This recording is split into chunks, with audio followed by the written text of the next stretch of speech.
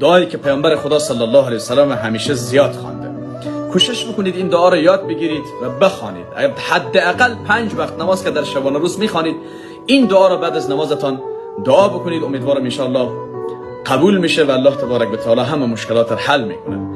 اللهم انی اعوذ بک من الهم والحزن واعوذ بک من العجز والكسل واعوذ بک من البخل والجبن واعوذ بک من غلبة الدین و قهر الرجال. معنایش چیست؟ پروردگارا به تو پناه میبرم از غم و اندوه و سستی و بخالت و کسالت و تنبلی و غفلت و از قرضداری و پریشانی و از خشم و غضب مردم و از اینکه ظالمی بر ما مسلط بشه. الله به تو پناه میبرم.